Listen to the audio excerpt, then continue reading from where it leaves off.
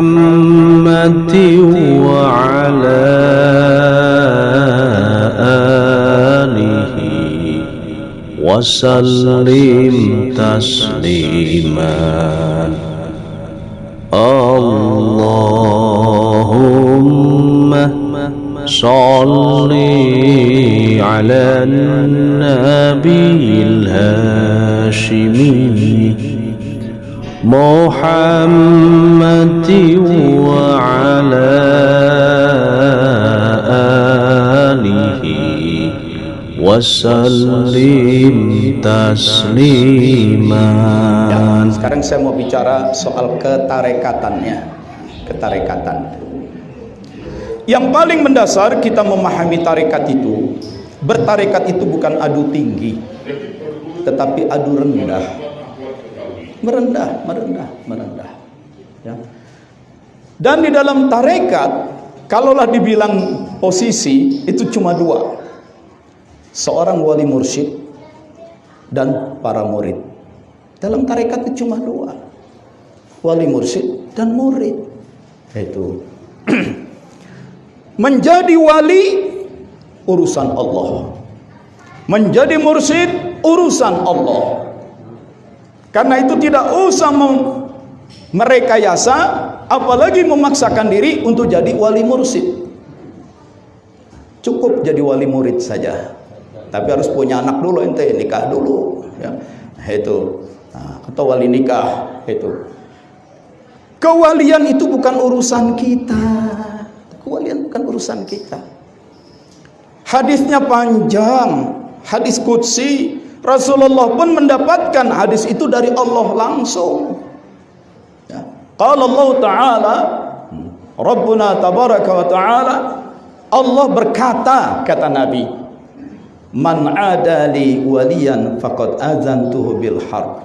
Siapa yang memusuhi waliku, ku nyatakan perang dengan dia. Urusannya dengan Allah itu kalau sudah wali. Nah, wali Allah itu Allah, wali Allah kekasih Allah.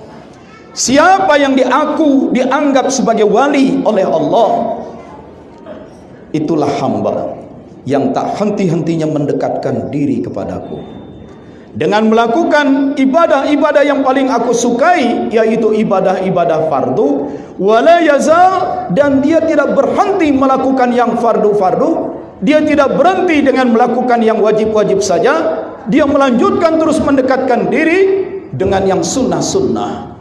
Jadi ciri wali gemar beribadah. Bayangkan, yang wajib dikerjain, yang sunnah dia kerjain. Hatta uhibbah, kata Allah, sehingga aku jatuh cinta kepada dia. Nah, jadi wali itu kalau sudah Allah cintai. Kewalian itu bukan soal berapa banyak murid dan jamaah pengajiannya. Kewalian itu bukan soal sorbannya, jubahnya, udang-udangnya. Bukan. Kewalian itu siapa yang hatta uhibbah, kata Allah, sehingga aku jatuh cinta kepada dia. Masya Allah. Kalau sudah Allah cintai, fa idza ahbabtuhu, kalau sudah aku cintai, kata Allah, kuntu sam'ahu alladhi yasma'u bih. Akulah yang akan menjadi telinganya ketika dia sedang mendengar. Akulah yang akan menjadi basarul ladzi yubsiru bih. Aku yang akan menjadi penglihatannya ketika dia sedang menatap. Wa yadahu allati yabtishu biha. Aku yang akan menjadi kedua tangannya saat dia bekerja. Wa rijlahu allati yamshi biha. Aku yang akan menjadi kedua kakinya saat dia berjalan. Wala in sa'alani la'utiyanna. Dan tiap-tiap dia meminta kepadaku pasti aku berikan. Wala in ista'adzani la'uizanna. Dan tiap dia berlindung pasti aku lindungi. 6 keistimewaan. Tapi keistimewaan itu dari Allah, karena Allah mencintainya. Hatta uhibbah, bukan produk manusia. Kewalian itu bukan berdasarkan pemilihan. Kewalian tidak memerlukan tim sukses, tidak perlu. Kewalian itu bukan soal memiliki buzzer untuk kampanye luas-luas, rame-rame di medsos, bukan. Hatta uhibbah, kata Allah, sehingga aku cintai dia. Dan karena Allah mencintai, Allah berikan kemuliaan. Kemuliaan itu bahasa Arabnya karomah. Apa karomahnya? Tadi minimal 6. Dia mendengar dengan pendengaranku. Bayangkan, mendengar dengan pendengaran Allah, melihat dengan penglihatan Allah. Saya sudah sering menjumpai orang-orang seperti itu. Jam-jam 10-an dia panggil asisten rumah tangganya, sudah masak, sudah berapa banyak? Biasa seliter kan cukup. Nah, untuk apa? Untuk Umi dan anak-anak. Jangan. Di belakang di dapur, di pojokan ada 1 karung beras isi 25 kilo. Masak semua, masak semuanya. Mang Ujang mana? Itu kambing yang besar si bandot itu potong, sembelih. Nah, masak semua. Asisten rumah tangga bingung.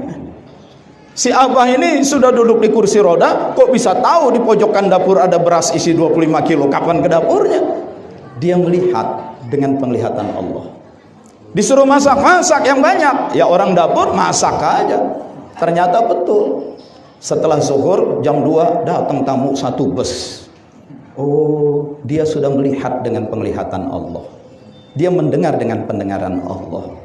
Itu karomah, kemuliaan. Allah muliakan. Kenapa Allah muliakan? Karena dia kekasih Allah. Kenapa dia kekasih Allah? Karena dia gemar mendekatkan diri kepada Allah. Itu wali.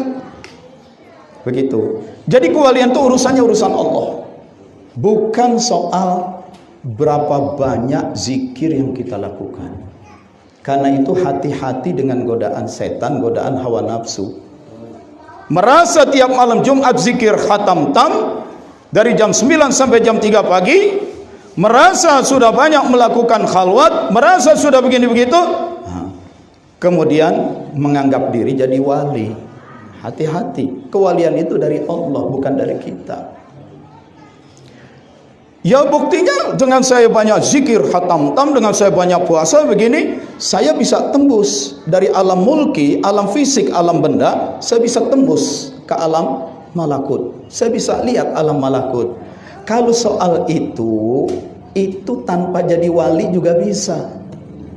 Nah, itu. Kok bisa?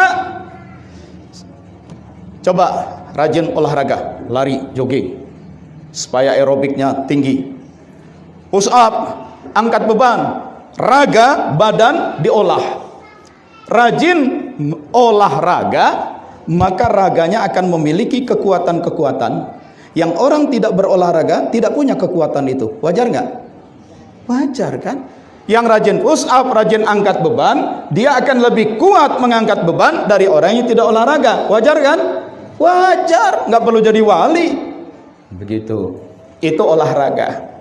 Sekarang olah jiwa, olah ruhani. Sering-seringlah di malam hari tidak tidur, mengurangi tidur. Merenungkan diri sambil membersihkan segala hasrat, benci, dendam, rakus, dibersihkan, maafkan orang. Malam nggak tidur, siangnya puasa, ya, siangnya puasa, banyak merenung, bahasa lainnya meditasi. Orang yang rajin olah jiwa, maka dia akan memiliki kemampuan-kemampuan rohani, kemampuan jiwa yang orang tidak pernah olah jiwa, nggak punya kemampuan itu. Wajar. Apapun agamanya, bahkan tidak beragama sekalipun. Itu. Orang tidak beragama, jaga mulut, jangan sampai keluar kata kotor, kata marah, kata kasar, kata penuh kebencian. Jaga batinnya, memaafkan semua orang, tidak ada keinginan keserakahan. Olah jiwanya, hidupkan terus jiwa, jangan sampai terlena oleh tidur. Maka kalau malam dia kurangi tidur. Tahan jiwanya, meskipun dengan lapar, dia tidak makan, banyak puasa. Apapun agama orang itu, dia akan punya kekuatan-kekuatan rohaniah. Dan dia bisa tembus ke alam malakut. Jadi dukun. Selesai. Begitu. Kalau cuma begitu. Tapi lain dengan wali. Ya. Jadi kalau olahragawan, dia olahraganya, dengan olahraganya dia punya kekuatan raga. Maaf, kalau jadi dukun, dia olah jiwanya, maka dengan pengolahan rohani, pengolahan jiwa, dia punya kekuatan rohani. Semua bermula dari dirinya. Kalau wali, dia beribadah untuk Allah. Untuk Allah. Untuk Allah. Semata-mata yang dicari Allah. Bukan mencari apapun untuk dirinya. Bahwa kemudian Allah berikan karomah, kelebihan-kelebihan itu, khariqul adah, itu dari Allah, bukan dari dirinya. Begitu. Bukan dari dirinya. Karena semua yang dia perbuat, semua itu untuk Allah. Mencari cinta Allah. Nggak ada tujuan supaya bisa jalan di hadapan orang tanpa kelihatan. Nggak ada tujuan supaya bisa jalan di atas air. Nggak ada tujuan. Semua untuk Allah. Dan Allah memuliakan. Lalu Allah satu saat memberikan.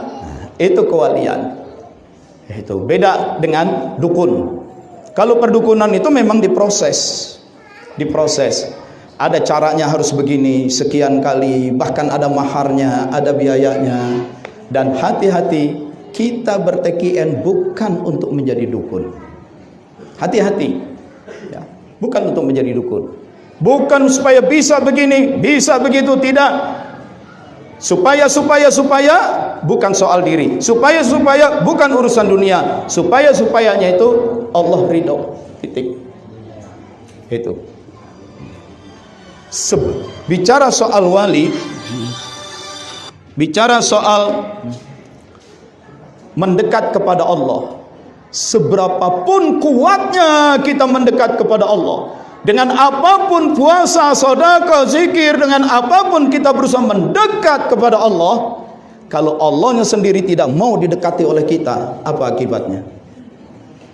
Cinta bertepuk sebelah tangan. Tepuk kan harus dua tangan. Ini cuma begini aja sendiri. Ngaku-ngaku mencintai Allah, dicintai oleh Allah, Allahnya nggak cinta. Karena itu yang terpenting. Lihat doa-doa. Kita itu minta dimaghfirahi, diampuni oleh Allah, minta maghfirah, minta rahmat, disayangi oleh Allah. Kalau sudah maghfirah datang dari Allah, terhapus semua dosa. Kalau sudah rahmat, cinta dari Allah datang, kasih sayang, maka terbukalah jalan. Apapun yang kita perbuat, kita jadi dekat ke Allah. Walaupun cuma sedekah 1000 perak, walaupun cuma sekadar rajin ke masjid, ke musala, nyapuin masjid. Amaliyahnya itu sederhana, tetapi karena memang terbuka maghfirah, terbuka rahmat, memang Allah ingin mendekat. Karena memang Allah ingin didekati, maka orang ini jadi dekat kepada Allah. Hati-hati ya, mendekat kepada Allah bukan tergantung niat dan upaya kita, tapi Allahnya sendiri mau nggak didekati. Jungkir balik melakukan riadah macam apapun, kalau Allahnya tidak ridho didekati, kita nggak bakal bisa mendekat. Itu Allah nggak adil dong. Orang udah riadah habis-habisan tiap malam segala macam. Bukan Allah nggak adil, Allah lihat niatmu di dalam kolbu. Itu. Nah, bukan Allah nggak adil, nggak menghargai. Orang udah puasa habis-habisan, riadah zikir, kok masih juga Allah nggak. Allah justru adil karena Allah tahu niatmu di dalam kolbumu itu apa. Itu. Karena itu dalam kisah Tarekat Qadiriyah Naqsabandiyah kan sederhana, ada seorang wali besar namanya sering disebut-sebut.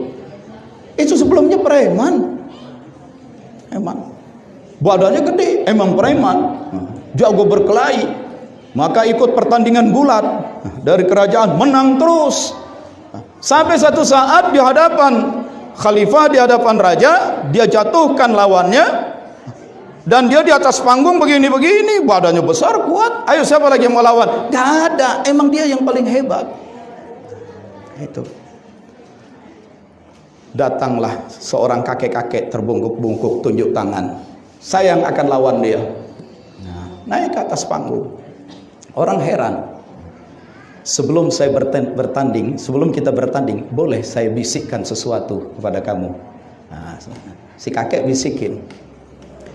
Aku ini keturunan Rasulullah, cucu Rasulullah. Dan di rumahku ada cucu-cucuku kecil-kecil kelaparan, udah berhari-hari kami nggak makan.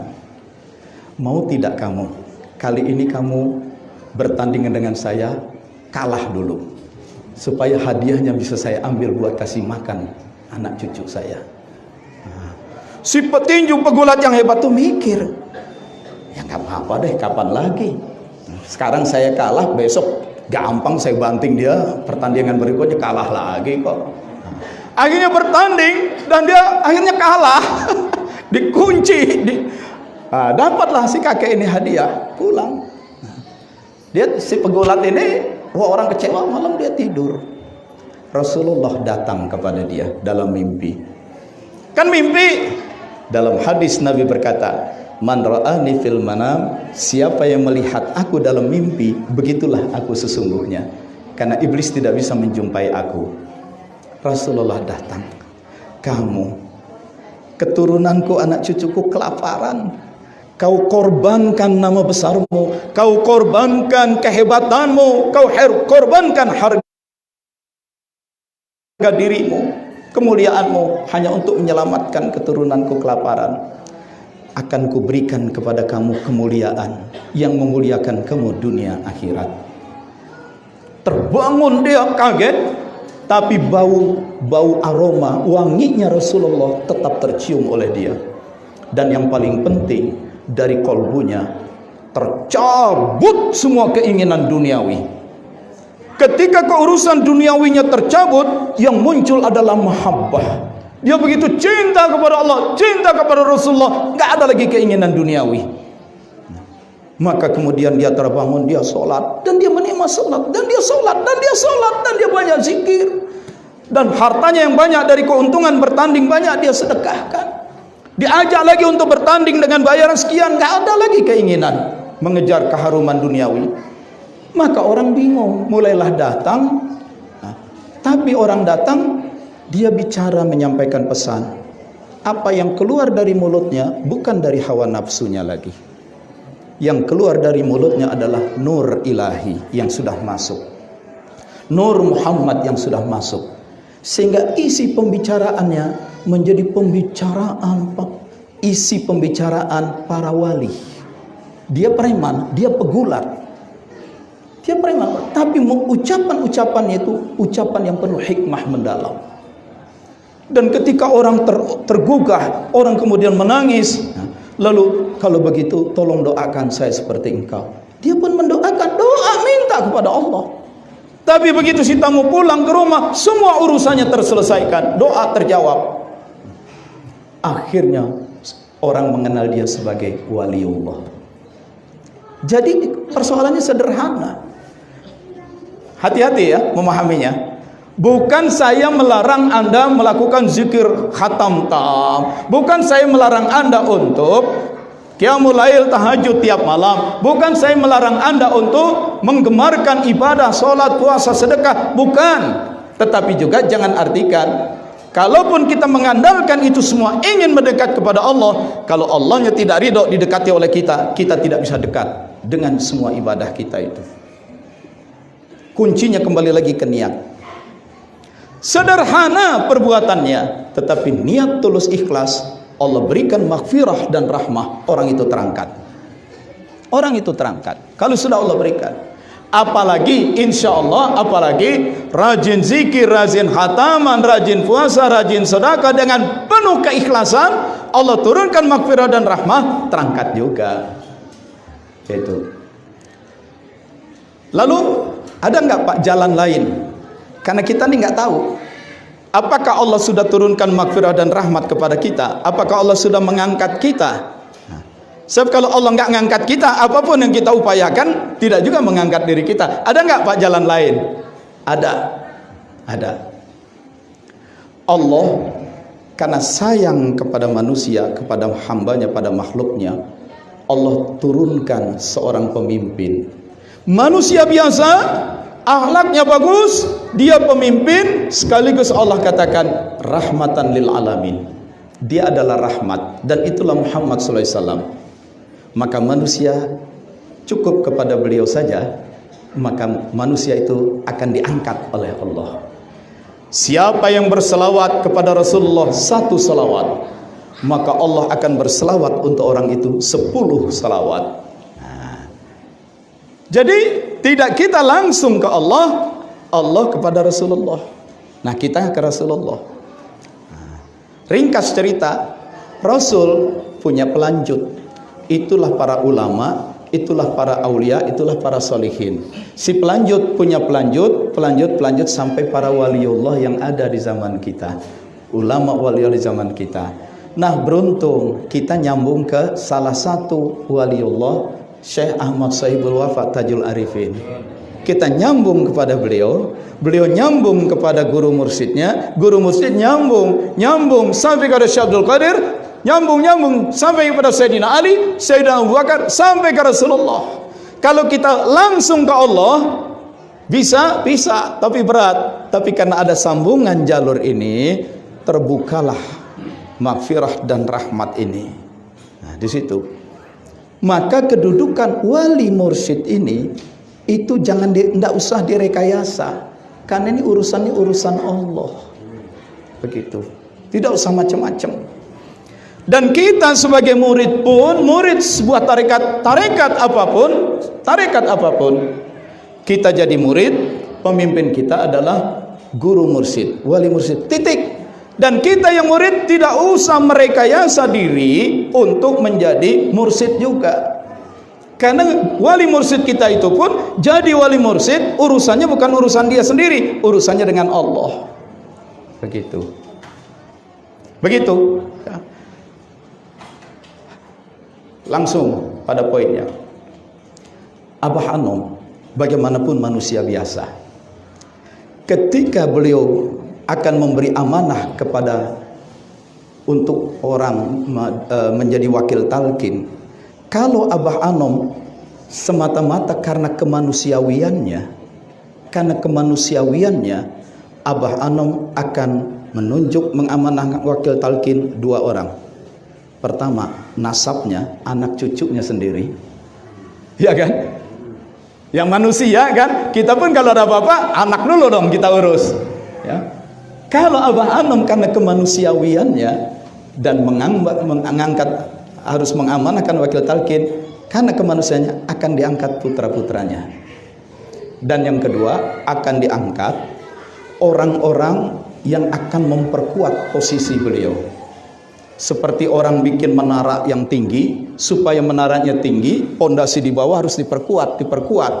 Maka angkatlah ulama-ulama hebat, mubalik populer yang banyak pengikutnya, pejabat-pejabat yang punya kekuasaan, orang-orang yang kaya punya duit, angkatin semua sebagai wakil talqin.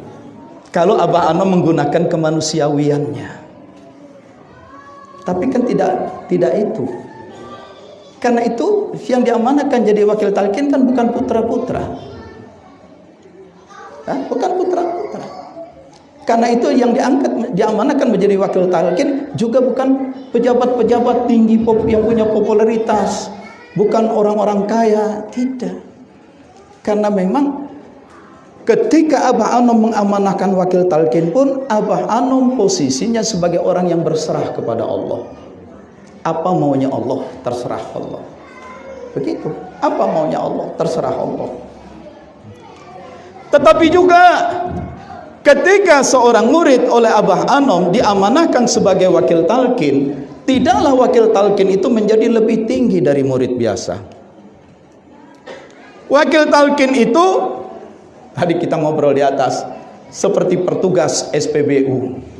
Tarik selangnya, masukin ke mulut corong tangki mobil, tekan katupnya, flop, selesai. Bensin dari mesin. Wakil talqin itu begitu, hanya memfasilitasi, baca doa iftitah, ikuti saya, pejamkan mata, masukkan zikir ke dalam perut bagian bawah, tarik ke atas, la ilaha illallah. Itu fungsi wakil talqin. Seperti nyorongin selang bensin. Tetapi yang menalkin itu wali mursyid langsung. Karena talqin adalah proses seorang wali mursyid menembus ruh, bukan saja badan, ruh, Pusatnya ruh ditembus, itulah kolbu atau mana, dan ke dalam kolbu itu dia tanamkan badzrul zikir. Maka sejak saat itu kolbu si murid dengan kolbu wali mursyid tersambung. Wakil talqin tidak sampai kemampuannya menembus ruh masuk ke dalam kolbu nanamin badzrul zikir, tidak. Itu. Ya, karena itu jadi wakil talqin tidak usah belagak seperti wakil mursyid. Atau ingin diperlakukan seperti mursyid, tidak usah, biasa saja. Itu, ya, biasa saja. Saya wakil talqin, tapi saya bicara begini, karena memang tidak usah macam-macam. Maka ketika saya sebagai wakil talqin mengarahkan, beliau menanamkan badzrul zikir. Saat itu saya berfungsi sebagai wakil talqin. Begitu selesai talqin, saya dan Anda semua, wakil talqin dan semua orang sama menjadi murid lagi. Sama. Murid, kita murid. Itu. Ya. Bisa jadi ada orang yang di luar sana ngurusin anak yatim piatu bertahun-tahun, kerja keras, ibadah rajin, bersih kolbunya terus bagus. Itu. Nah. Mendapatkan talqin zikir. Begitu diberikan talqin zikir oleh seorang wakil talqin, nyambung dari sana langsung, selesai. Si wakil talqin di sini dia melesat langsung ke atas karena memang sebelumnya dia udah tinggi, pengorbanannya udah banyak di mata Allah. Tingkat kalaupun nggak 100% wali, 60%, 70%-nya sudah ada. Bisa jadi wakil talqin cuma 30%-nya, bisa. Waktu nalkin betul dia wakil talqin, tapi selesai kewalian tuh tingkat kemahabahan beda-beda. Itu beda-beda. Yang wakil talqin tidak usah berlaga dan merekayasa menjadi wakil mursyid. Yang murid ikhwan biasa pun tidak usah, kita semua tidak usah merekayasa menjadi wakil talqin. Apalagi sampai memaksakan diri jadi badal talqin. Badal talqin disingkatnya batal. Begitu. Itu. Ya. Jadi nggak usah ngotot-ngotot ke sana. Wakil talqin juga ya, lagi nalkin ya nyambung, ceklek, ngocor air, selesai. Oh, udah kita sama dah. Itu. Begitu. Apakah kalau begitu wakil talqin datang ke rumah kita atau kita biarin aja nggak usah kita hormati? Soal penghormatan kan ditanbih, hormatilah orang yang lebih tua, hormati orang yang lebih berilmu, hormati orang, artinya wajar-wajar aja lah gitu. Yang perlu dihormati ya kita hormati. Begitu, wajar-wajar aja sebagaimana manusia hidup bergaul, begitu. Yang muda menghormati yang tua mengasihi yang muda. Yang bodoh menghormati yang lebih berilmu supaya ada keridaan dia menurunkan ilmunya, sebab ilmu yang didapat tanpa keridaan juga nggak berkah. Itu. Begitu. Nah, ini ya. Jadi tidak usah sibuk ribut-ribut lagi soal mursyid, adanya wakil talqin yang jadi mursyid, ngaku-ngaku jadi mursyid, tim suksesnya melakukan rekayasa, buzzernya bekerja untuk memursyidkan dia, bikin orang pada kitanya nggak bingung, orang lain boleh bingung. Karena sampai saat ini wali mursyid kita cukup Abah Hanum. Begitu. Dan tidak usah ada rekayasa soal wakil talqin menjadi badal talqin segala macam, tidak usah. Karena itu semua, apalagi yang merekayasa amaliyah, ajaran-ajaran. Ya. Ajaran ini diubah begini. Kenapa? Karena saya ulama, saya lulusan universitas hebat dan segala macam, saya doktor, maka ini harus tambahin begini-begini, ditambahin ini itu. No. Amaliyah tarekat bukan semata-mata ilmu pengetahuan. Bukan. Amaliyah tarekat dari seorang guru mursyid itu diperolehnya dari Allah, dari para aulia sebelumnya berdasarkan amanah, ijazah, khirqah. Lalu kita muridnya karena pendidikan ilmu kita lebih tinggi, baca kitab begini kita bilang harus begini, ini begini, masukkan bacaan ini. Jangan.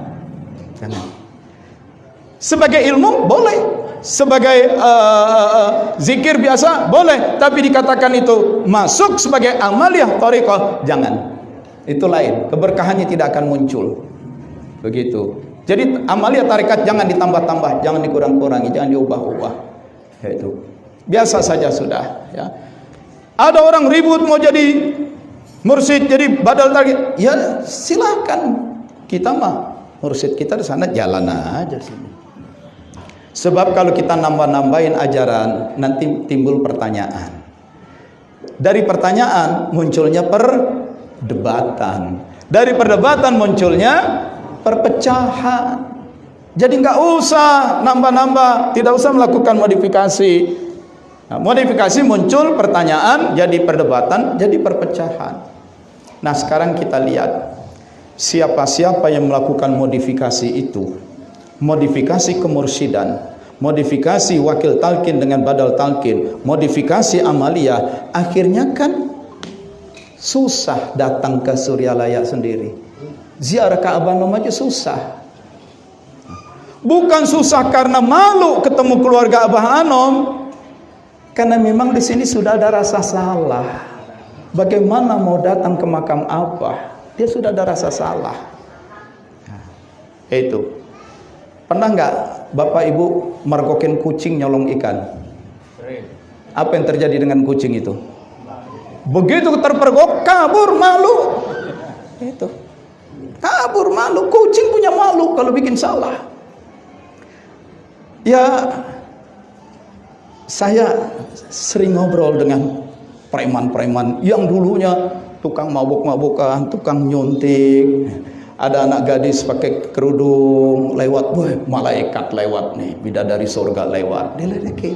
Orang nenteng sejadah, mau ke musola, assalamualaikum, kirim salam ya sama Allah. Coba, iseng aja mulut.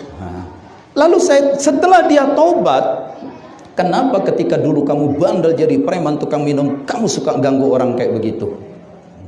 Ya iseng aja Pak, katanya. Isengnya kenapa? Dia berpikir, apa jawabannya? Mengejutkan. Sejujurnya Pak, ketika saya banyak melakukan pelanggaran agama, saya muncul di dalam diri saya rasa salah dan malu. Melihat orang baik mau ke masjid, langsung kita rendah diri. Tidak bisa diingkari munculnya rasa salah ketika kita maksiat.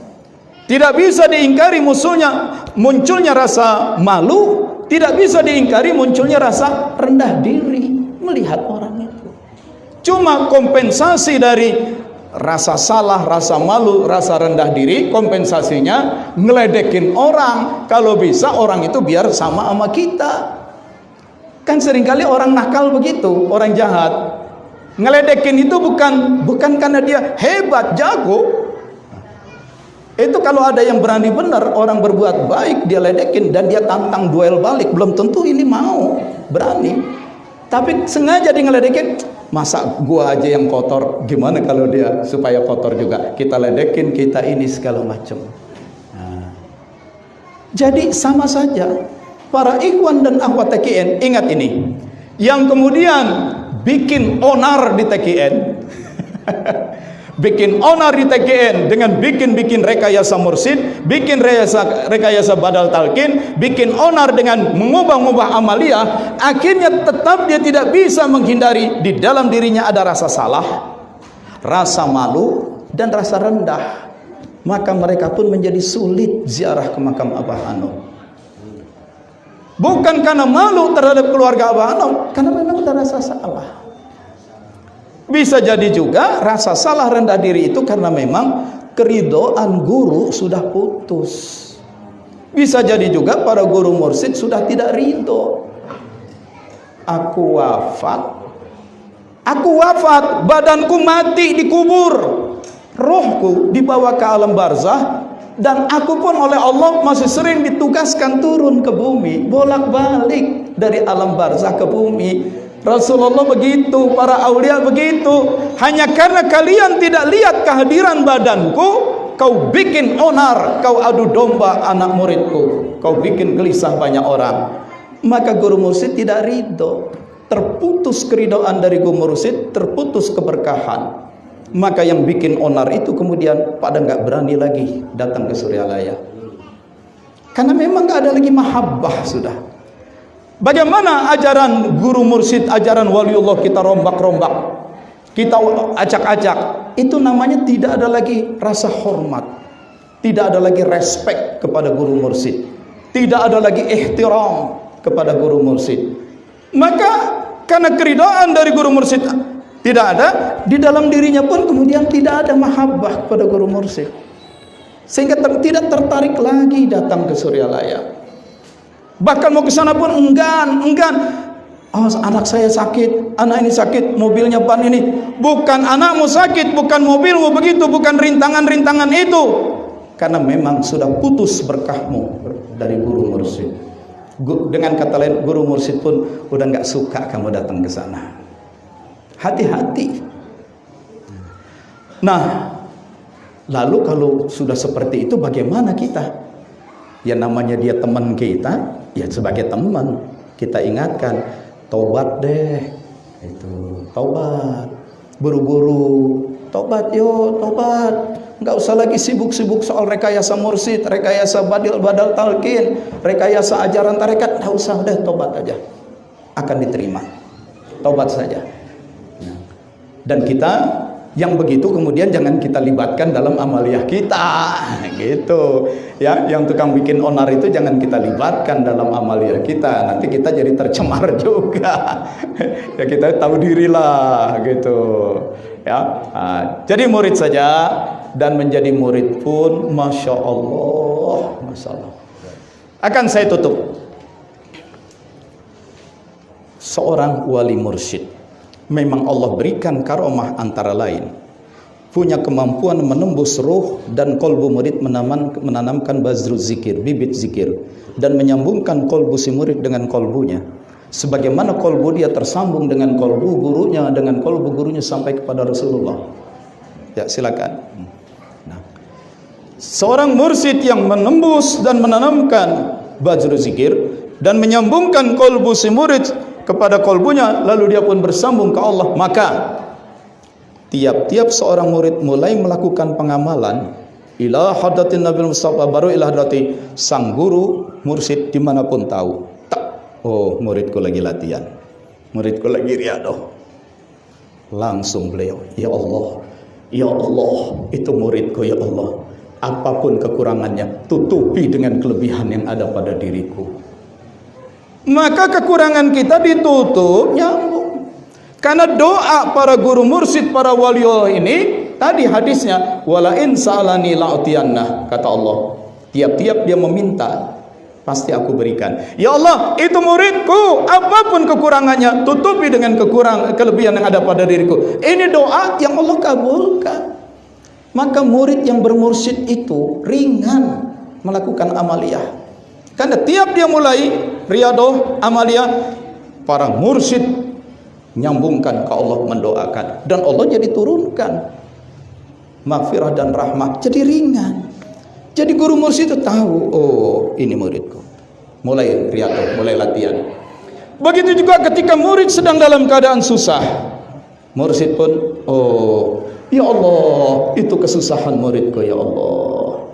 Begitu juga ketika seorang murid sedang didatangi oleh Israel untuk sakratul maut, oh itu sudah didatangi, mursyid pun hadir di sebelahnya. Apakah orang yang Anda mursyidkan juga mau dan mampu hadir di sebelah Anda ketika Anda sedang sakratul maut?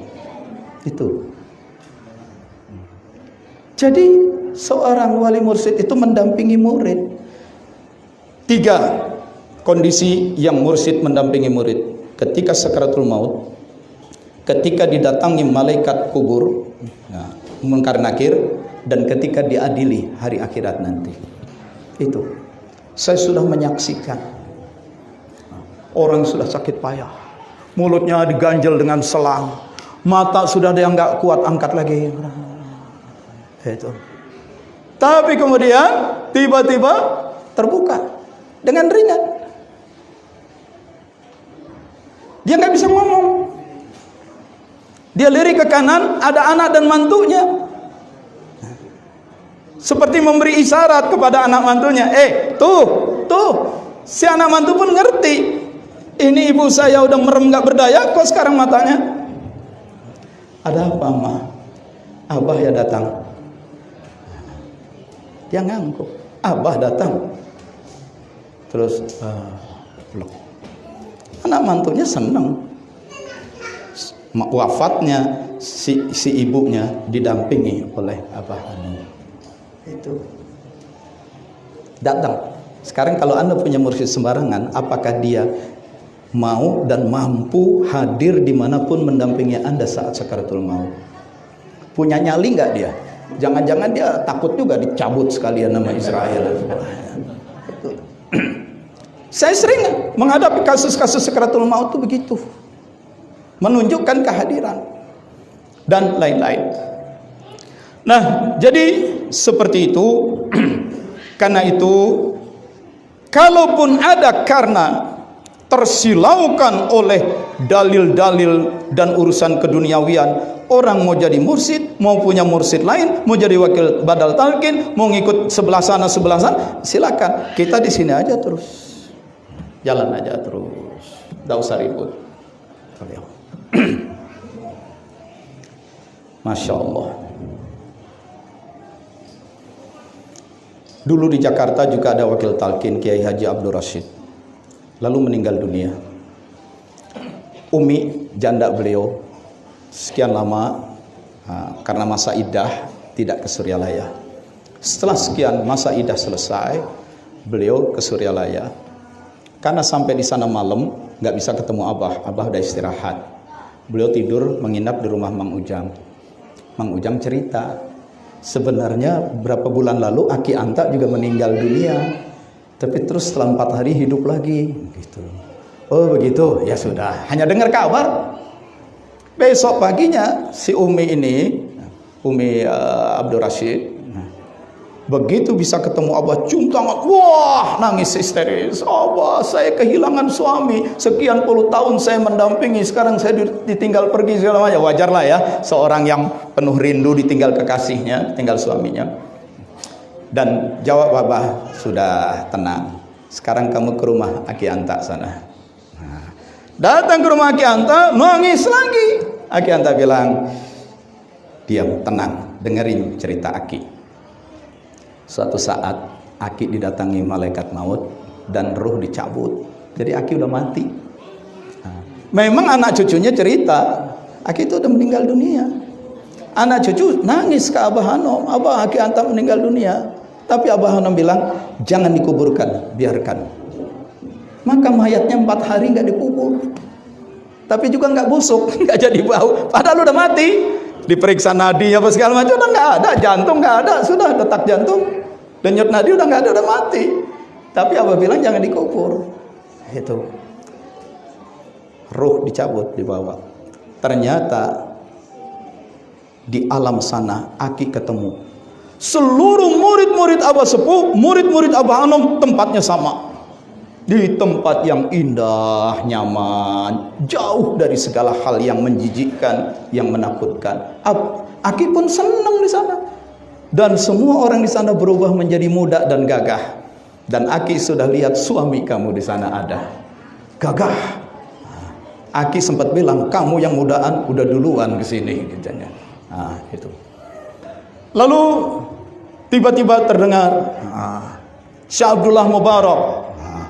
Begitu disebut Syekh Abdullah Mubarak, semua orang pun berhenti, para malaikat pun berhenti, dan Abah Sepuh lewat. Para malaikat pun menunduk hormat, bawa tempat lain. Pokoknya Aki senang tinggal. Semua yang sudah tertanam la ilaha illallah, itu memang ada hadisnya sahih. Siapa yang ada la ilaha illallah dalam kalbunya, mati masuk surga. Saya tidak ragu menceramahkan ini, termasuk di streaming, akan ada dalilnya. Itu ada hadisnya. Sana Aki senang. Sayangnya cuma beberapa saat ada yang nangkep Aki, ditangkap Aki dari belakang. Aki, belum waktunya, ayo pulang lagi. Aki tengok, ternyata Abah Hanum. Enggak, Aki mau di sini aja, belum waktunya. Anak cucu kamu tuh pada nangis, paksa pulang. Aki berusaha membohongi Abah Hanum. Iya, kalau begitu Aki ke atas dulu deh, ketemu Abah Sepuh dulu, mau pamit. Abah Hanum tahu, nggak usah pamit, saya yang pamitkan. Ditarik, begitu ditarik, melek lagi. Pertama keluar dari mulutnya, ya kok baju aki kayak begini? 4 hari hidup lagi sudah. Itu. Jadi tidak usah lagi ragu dengan kemursidan Abah Sepuh, Abah Anom, dan garis lurus ke atas. Tidak usah noleh-noleh yang lain-lain. Nggak usah sibuk dengan batal-batal para badal takin, sibuk dengan para pengakuan mursyid-mursyid, tidak usah sibuk dengan orang yang mengubah-ubah amalia. Sudah, itu aja. Itu. 21 Juni di Jogja, seluruh anak istri saya periksa PCR positif COVID. Periksa saya negatif. Tapi malam, lewat tengah malam badan saya menggigil, ya kena juga. Wajar lah, istri di sebelah, anak di satu kamar kok di hotel. Udah siap-siap aja. Pulang ke Jakarta berlima, masih segar. Sampai Jakarta, Sabtu periksa lab positif. Pimpin sholat maghrib, Isya, kasih pesan-pesan kepada jamaah. Ya. Malam sudah mulai panas naik, badan lemah. Hari Ahad, tanggal 27 Juni, Ahad, Senin, Selasa, Rabu, seperti blank. Saya seperti nggak ingat waktu. Nah, karena nyesek, dan supaya nggak nyesek, saya miring atau tengkurap. Saya berusaha tidur dengan terus zikir khofi. Dan kemudian tertidur, bangun atau dibangunkan hanya untuk sholat, makan sedikit, minum obat, tertidur lagi dengan zikir khofi, bangun. Nah, 4 hari saya nggak ingat dunia saya. Itu. Nah, sampai satu saat, mohon maaf, ini mah cerita orang sakit, ya, cerita orang sakit, jadi nggak usah dijadikan dalil. Nah, orang sakit kudu jadiin dalil. Itu. Habis wudhu sholat subuh, menggigil nggak tahan, saya tergeletak dengan kaki masih terjuntai di lantai, saya tempat tidur. Istri saya, ada apa? Saya sudah lihat, saya sudah merasa. Ini sudah waktunya, saya bilang. Ini sudah waktunya, karena nyesek juga. Ya Allah, kalau memang sudah waktunya, aku ridho ya Allah. Memang ini yang aku tunggu. Tinggal satu ini saja yang aku tunggu. Keputusan, go or not go. Terus berlanjut, hidup di dunia atau selesai. Aku ridho ya Allah. Aku mohon ampun untuk semua yang aku perbuat. Mohon ampun untuk para orang tuaku, untuk para istri dan anak-anakku. Dan aku maafkan semua orang, semua manusia yang pernah menyakiti aku. Aku ikhlas ya Allah. Istri saya nangis. Saya bilang gak usah nangis, baca aja Yasin. Plak, udah hilang. Itu. Istri saya baca Yasin. Baca Yasin juga sambil nangis. Itu. Saya seperti terbawa ke satu tempat.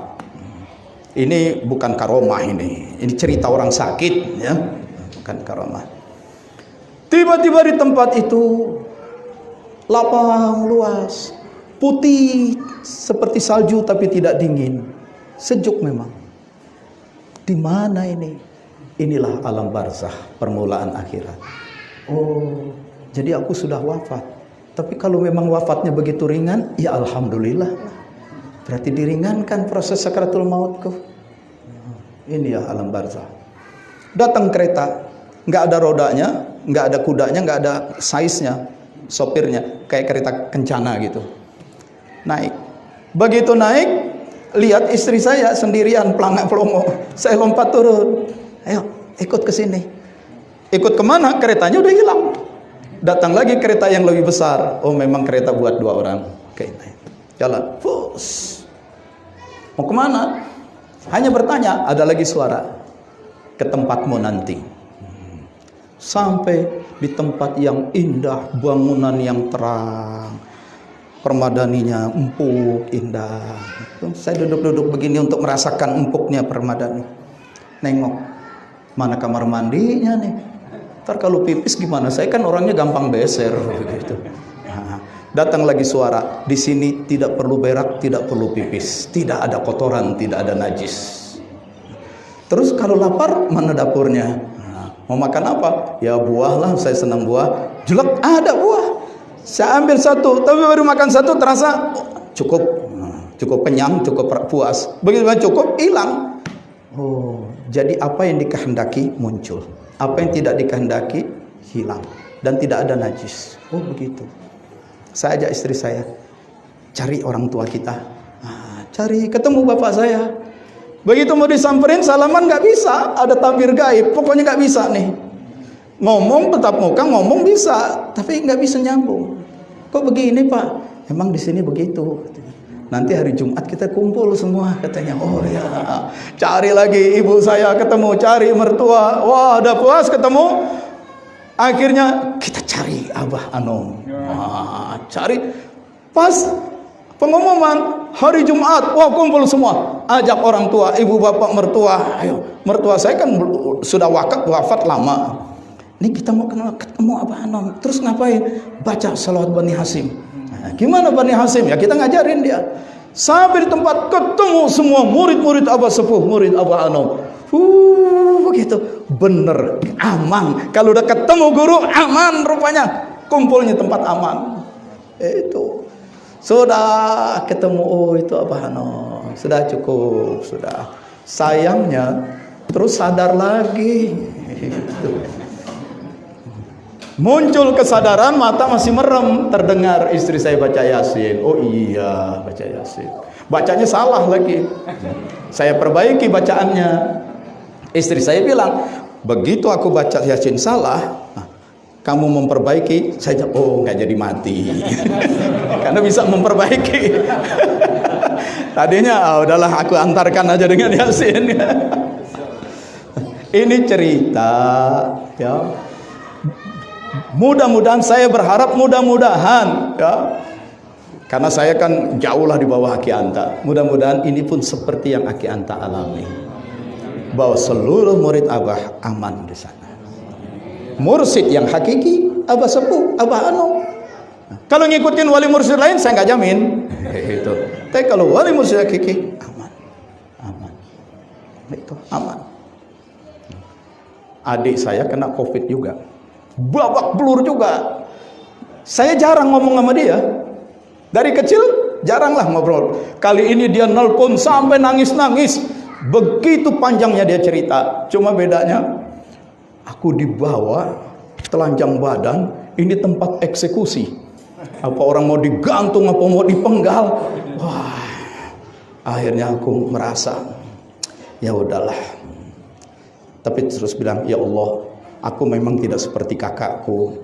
Aku baca Quran juga nggak beres. Tapi ya Allah, setidaknya kalau aku nolong orang, aku tuntas. Habis-habisan pun aku tolong orang. Itu. Lalu dipanggil namanya. Wah, dipanggil maju nih, dieksekusi ini. Tapi tiba-tiba datang seorang ustaz. Sini Ji, sini Ji. Diajak bertemu dengan seorang ulama. Didoai kalpanya. Nah ini dia jalurnya ke Habib Kuitang. Sudah lolos. Satu hal yang saya senang, dia bilang, sekarang aku percaya bahwa hidup itu memang harus punya sambungan kepada orang soleh. Hidup itu harus punya nasab kepada wali, kepada bukan nasab hubungan darah daging, tapi hubungan kasih sayang, rahmat. Itu. Dia dulu kan suka ngeledekin saya kalau saya lagi bertarekat, saya lagi cerita-cerita Abah Anom. Ya karena dia dididiknya aliran sebelah sana gitu dulu. Sekarang kalau kita tidak punya guru yang waliullah, babak belur kita. Segala amal ibadah kita sendiri tidak cukup untuk menyelamatkan diri kita. Kurang. Tetapi adanya guru wali mursyid itu bersambung. Astagfirullahaladzim, astagfirullahaladzim, astagfirullahaladzim.